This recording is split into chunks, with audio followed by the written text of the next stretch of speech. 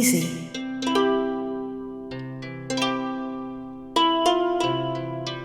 Easy.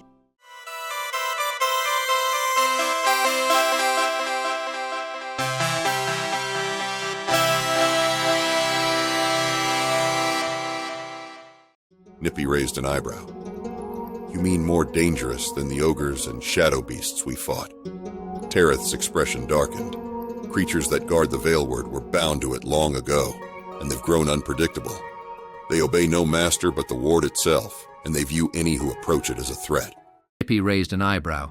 You mean more dangerous than the ogres and shadow beasts we fought? Tereth's expression darkened. The creatures that guard the Veilward were bound to it long ago, and they've grown unpredictable. They obey no master but the ward itself, and they view any who approach as a threat. Despite the danger, the companions knew they had no choice. If the Veilward fell, the entire realm would be lost to the darkness. The next morning, the companions set out, joined by a small group of warriors and mages from Crozor, Pukis, and Tidor. As they ventured deeper into the forbidden forest, the air became thick with a palpable sense of dread. The trees, ancient and twisted, seemed to whisper as the group passed by, and the ground beneath their feet was littered with bones, both human and otherwise. Swati walked quietly at the head of the group, her senses heightened. Since her resurrection, her connection to the magic of the realms had deepened, and she could feel the pulse of the Veilward in the distance, faint but steady. The black werewolf, prowling alongside her, occasionally sniffed the air, alert for danger. As they moved further into the forest, the companions encountered the first of the ancient beings, the Wraithwood Sentinels, towering figures made of stone and vine, their eyes glowing with an eerie light. The sentinels blocked their path, moving with unnatural speed for creatures of such size. "They're not going to let us pass," Wilbur said, gripping his sword tightly. Ember stepped forward, flame flickering from his mouth. We don't have time for this. We need to get to the ward. Before he could attack, Tareth raised his hand. "Wait, the sentinels are bound to the ward's magic. If we attack them, we risk angering the ward itself. We need to find another way." Saraswati, sensing the magical resonance between the sentinels and the ward, closed her eyes and began to hum softly. Her voice, imbued with the magic of the realms, resonated with the forest around them. Slowly, the sentinels stepped aside, allowing the companions to pass. Impressive. Kersey remarked. Your connection to this place is stronger than I thought.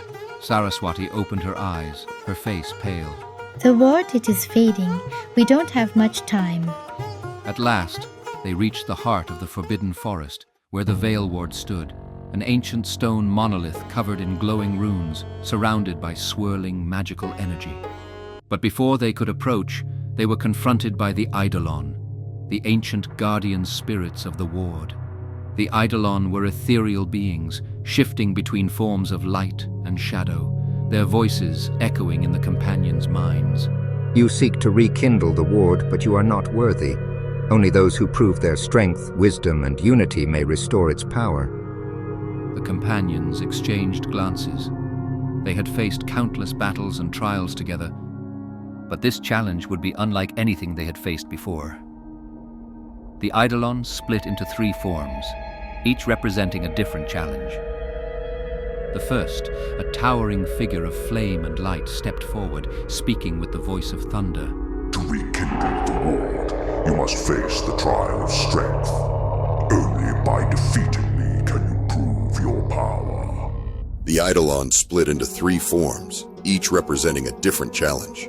The first, a towering figure of flame and light, stepped forward, speaking with the voice of thunder. To rekindle the ward, you must face the trial of strength. Only by defeating me can you prove your power.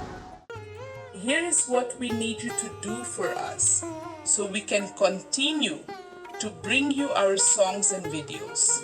We know you have heard this a million times, but we need you to click the like button for our videos on YouTube. Don't forget to subscribe and like every video, not just one,